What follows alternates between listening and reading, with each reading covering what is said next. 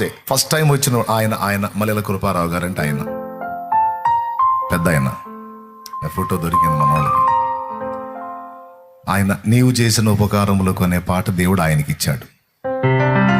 కమ్మని పాట రాశాడు దైవజనుడు. వచ్చాడు మన దగ్గర కూడా వచ్చాడు.